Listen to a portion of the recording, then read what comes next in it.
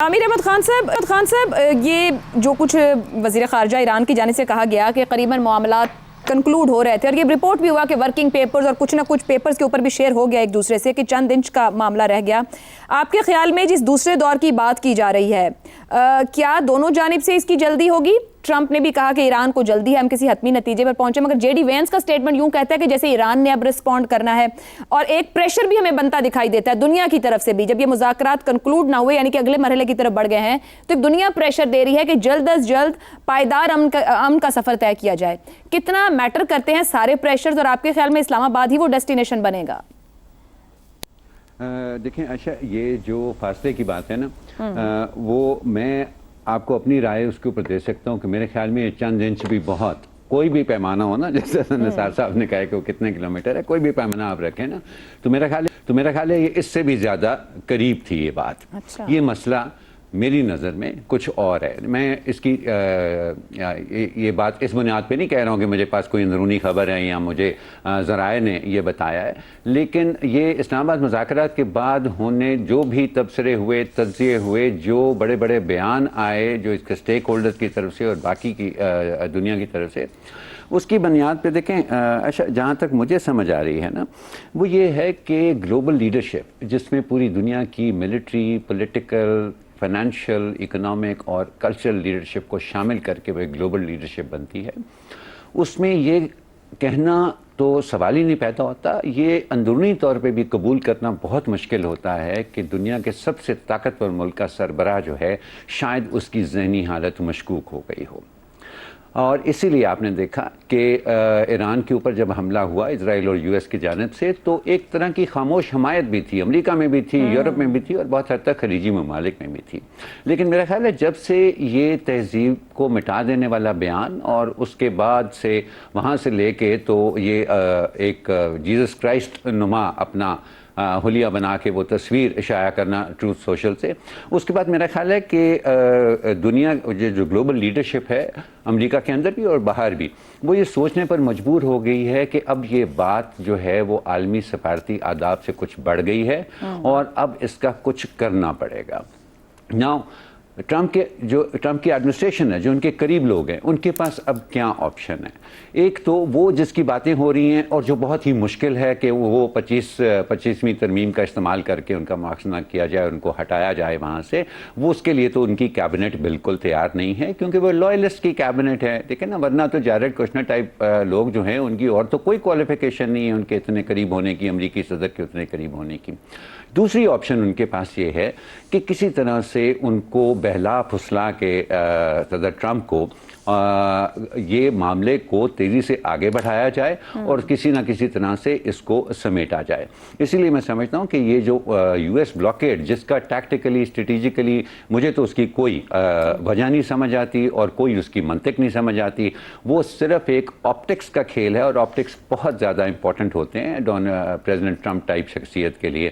وہ صرف ایک آپٹکس کا کھیل ہے کہ وہ بعد میں یہ کہہ سکیں کہ دیکھیں میں نے جب ناکہ بندی کی تو اس کے فوراً بعد، اس سے اگلے دن ہی انہوں نے یہ بیان بھی دے دیا کہ جی ہمیں پیغام آئے ہیں، بڑے ریلیونٹ لوگوں سے پیغام آئے ہیں کہ وہ پھر سے بات کرنا چاہ رہے ہیں، اور اس کو ایک بہانہ بنا کے ان کو بھی ایک وے آؤٹ مل جائے. سو آئی تھنک کہ یہ معاملہ بہت قریب ہے.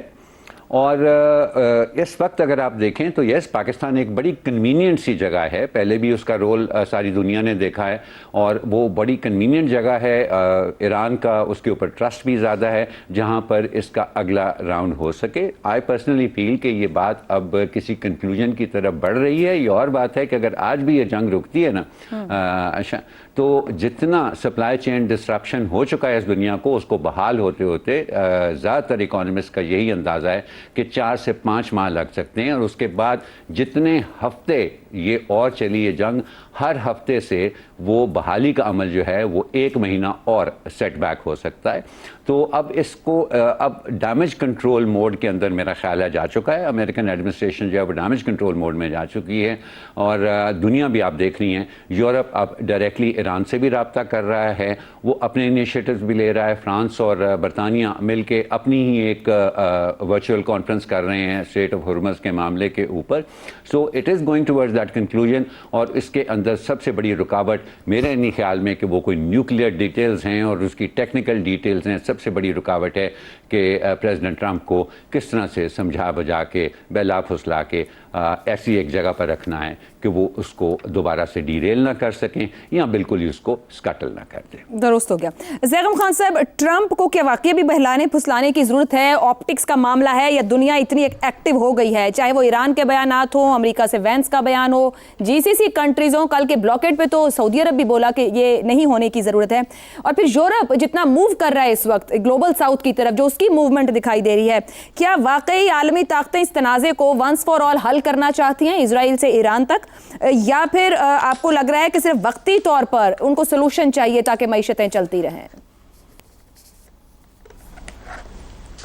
اس وقت عالمی طاقتوں کے بس کی بات نہیں ہے کہ وہ اس تنازع کو مکمل طور پہ ختم کریں، کمپریہنسو سلوشن کی طرف جائیں. اس پر میں بات کرتا ہوں، لیکن سب سے پہلے عائشہ، ایران نے بھی فتح کا اعلان کیا، امریکہ نے بھی فتح کا اعلان کیا.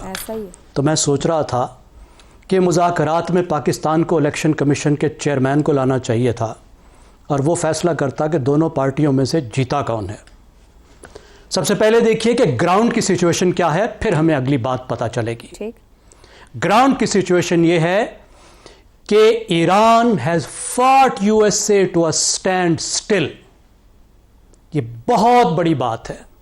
اتنی بڑی قوت کے پاس، اتنی بڑی قوت کے سامنے جس کے پاس اتنی بڑی طاقت ہے، ایران جیسے ایک چھوٹے سے نحیف نزار ملک نے کنونشنلی اس کو سٹینڈ سٹل پہ لا دیا ہے، جہاں سے وہ آگے نہیں جا سکتا. ایران کو ہرا نہیں سکتا. وہ ٹھیک ہے بہت نقصان کر سکتا ہے. تو پاکستان جو ہے وہ اب فورم مہیا کر سکتا ہے، پاکستان مذاکرات فیسیلیٹیٹ کر سکتا ہے، لیکن جو مذاکرات کا راستہ ہوتا ہے یا جو مذاکرات کا فیصلہ ہوتا ہے وہ میدان طے کرتا ہے، وہ مفادات طے کرتے ہیں. اگر آج بھی دونوں میں سے کوئی ایک طاقت یہ سمجھتی کہ وہ جنگ کے میدان میں اس وقت فیصلہ کر سکتی ہے، تو فیصلہ کن لڑائی کر سکتی ہے اور دوسرے فریق کو مجبور کر سکتی ہے کہ وہ اس کی ٹرمز پر صلح کرے، تو یہ جنگ بند نہ ہو سکتی. تو جو لاجک ہے اس وقت میدان کی، اس میں تین باتیں ہیں. کیوں صلح ہونے کا امکان زیادہ ہے اور کیوں یہ صلح مستقل صلح نہیں ہوگی.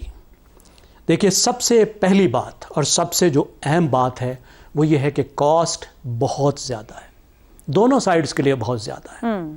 ایران کے لیے تو 50 سال سے ہی بہت زیادہ ہے، درست مزید بھی ہو سکتی ہے، اتنی بڑی طاقت کے وہ مقابل ہے. لیکن اس وقت اہم بات یہ ہے کہ امریکہ کے لیے کاسٹ بہت زیادہ ہے، مغرب کے لیے کاسٹ بہت زیادہ ہے، امریکہ کے اتحادیوں کے لیے کاسٹ بہت زیادہ ہے، دنیا کے لیے کاسٹ بہت زیادہ ہے. تو جب اتنی زیادہ کاسٹ ہو تو پھر کم از کم وقتی امن جو ہوتا ہے وہ دونوں کے فائدے میں ہوتا ہے. اس وقت جتنی بڑی کاسٹ جنگ کی ہے، دونوں فریق اس کو اٹھانے کو تیار نہیں ہے، اور خاص طور پر جس فریق نے جنگ شروع کی تھی. دوسری بات کہ دونوں طرف سے ایک ڈیٹرنس ہے. امریکہ کے پاس تو تھا ہی ڈیٹرنس، اتنی بڑی طاقت جو ہے وہ اتنا پنش کر سکتا ہے، لیکن ابھی مختلف کیا ہے کہ ایران کے پاس ڈیٹرنس ہے. اس ڈیٹرنس کا نام ہے ہرمز، اسٹریٹجک واٹر وے جس پر اس کا کنٹرول ہو گیا ہے، جس کی وجہ سے اس کو پوری دنیا کی معیشت پر کنٹرول ہو گیا ہے، اور یہ ڈیٹرنس اہم رول پلے کر رہا ہے. ایران مزید نقصان نہیں اٹھانا چاہتا، مگر اگر ایک بار معاہدہ ہو گیا تو ایران کو تسلیم کرنا پڑے گا. یہ تو اسٹریٹجک پوائنٹ چلا جائے گا اس کے بعد، یہ تو وقتی ہے. یہی اہم بات ہے، یہ آگے دیکھنا ہوگا. میرے نہیں خیال کہ ایران اس اسٹریٹجک پوائنٹ کو آپ کہہ رہے ہیں اس کو ہولڈ کرے گا. ایک تو دیکھیے دو باتیں ہیں جی عائشہ، دو باتیں. ایک تو یہ ہے کہ مذاکرات کی میز پر ایران کیا دیتا ہے کیا نہیں دیتا، ہرمز پر اپنے موقف پہ قائم رہتا یا نہیں رہتا. میری رائے یہ ہے، اور جن ایکسپرٹس کو میں نے پڑھا ہے ان میں سے اکثر کی رائے یہ ہے کہ ہرمز کو اس طریقے سے وہ واپس نہیں دے گا جس طریقے وہ اس جنگ سے پہلے. درست ہو گیا، کچھ نہ کچھ طے کرنا پڑے. دوسری بات یہ، فرض کریں وہ مان بھی جاتا ہے، تو جو اس نے دکھا دیا ہے کہ ہرمز پہ اس کا کنٹرول ہے، جو اس نے ڈیٹرنس اسٹیبلش کر لیا ہے کہ جب اگلی لڑائی ہوگی تو ہرمز فوراً بند ہوگا، یہ تو اس سے کوئی واپس نہیں لے سکتا.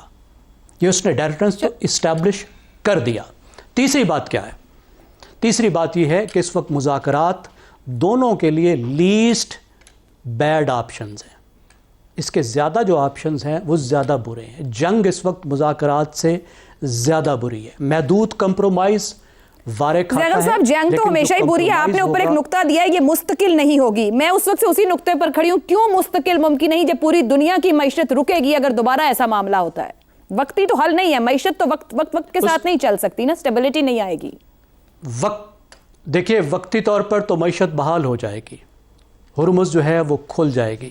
دنیا کی معیشت چل پڑے گی.